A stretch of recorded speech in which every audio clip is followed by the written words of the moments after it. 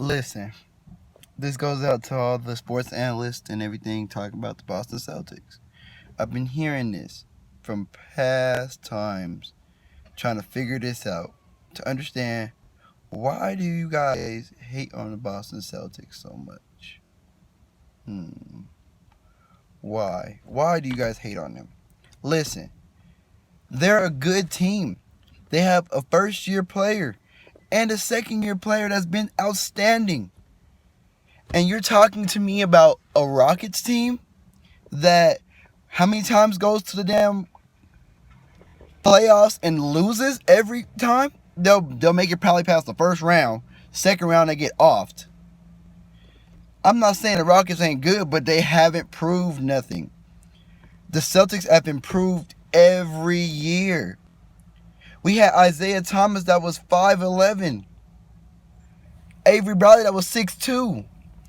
Players that were short that really couldn't defend, Steph Curry and all them, or LeBron, really couldn't defend. And Kyrie, yes, we played Kyrie last year in the conference finals with Isaiah Thomas, and we still were giving our all.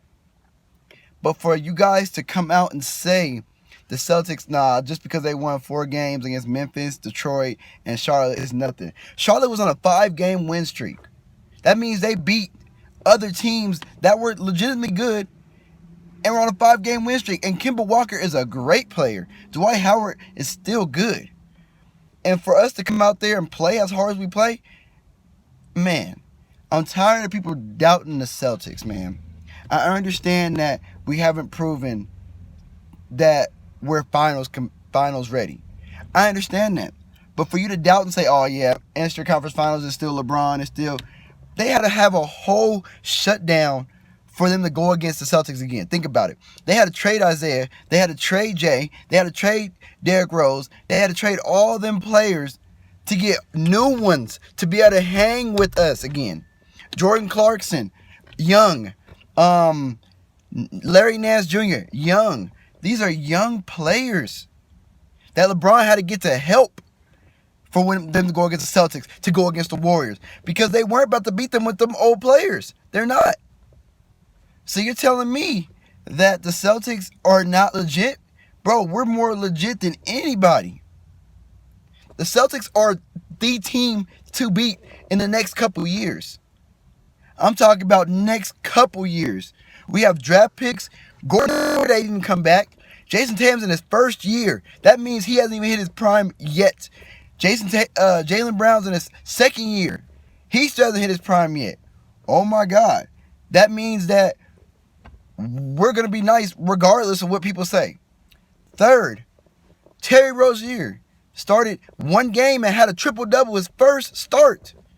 And you're telling me that these teams, the Celtics ain't nothing? You're telling me the Celtics are not nothing, but we have a point guard coming off the bench that just literally dropped a triple-double in his first start. Come on, man.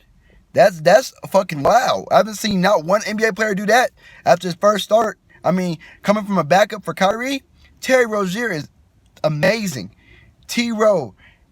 Terry will, man, scary Terry. Everybody knows about that. Terry Rozier will go out there and ball out. Listen, my closing statements. I want to be a sports analyst when I get to go to school for journalism.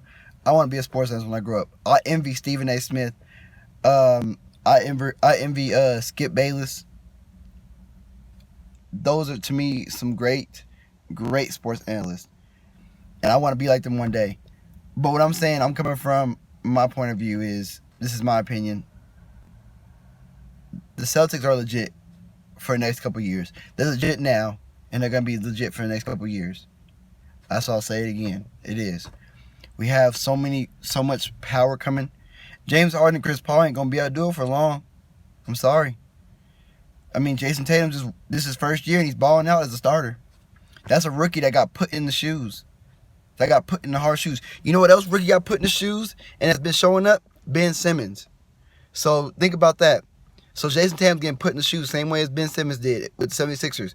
And is a phenomenal. Same with Joel Embiid. Was hurt. Got put in the shoes and said, we're putting you on our back, and was hurt. What do you do? Balling out.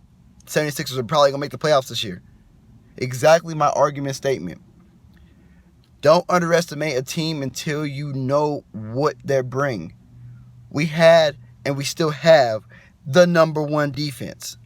Boston Celtics, number one defense.